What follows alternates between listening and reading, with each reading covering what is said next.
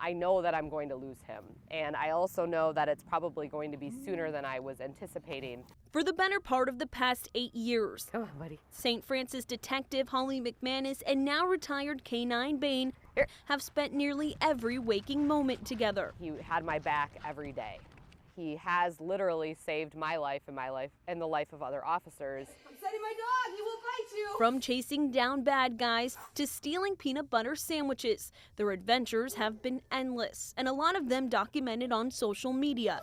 It's not hard for any of Bane's 6,000 Facebook followers to figure out the duo is inseparable. I think that canines share a bond with their handlers that is inexplicable and not able to be felt by anybody but another canine handler. Earlier this year, McManus observed Bane wasn't getting around as well as he used to. I noticed a change in his gait and a change in the way that he was getting up off the floor.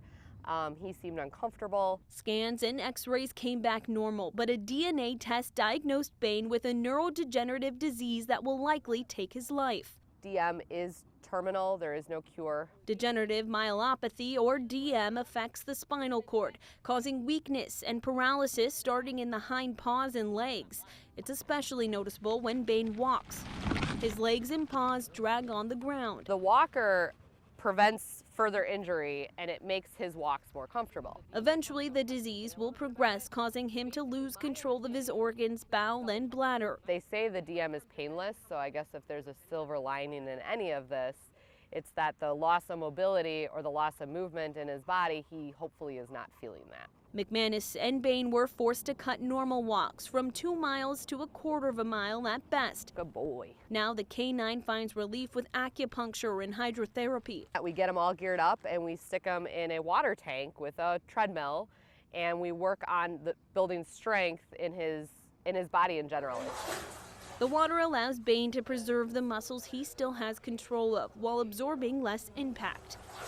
As long as we can maintain that muscle tone, we can mitigate the symptoms of DM and keep him around on this planet a little while longer. This treatment isn't cheap. McManus estimates that medical bills will likely add up to as much as $10,000. I had many offers from strangers, from people I didn't know, community members, friends, family saying, how can we help? The detective found a way that people could give back to Bane now and even after he's gone. The Canine Bane Hero Fund was the way that I felt I could give back to him for everything he's given me. With a goal of raising $50,000, the Canine Bane Hero Fund will help pay for Bane's medical treatment, plus cover the costs of a legacy statue that'll be placed in his honor in front of the St. Francis Civic Center. He's the gold standard now.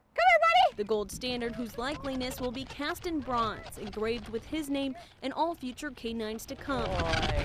Oh, good boy. Mayor Ken Tutag, a member of the Common Council who approved this project, says Bane earned it. He gave his heart and soul to the city. It's time we start giving that back. People can support the canine by donating to his GoFundMe page or by purchasing his merch. The fundraising efforts, the community outreach has helped to take my mind off of the eventual long-term prognosis here with Bane. For now, Bane remains the stoic police canine he's always been. He's been very patient with me. And McManus is focused on making all of their last moments together Love you. only the very best.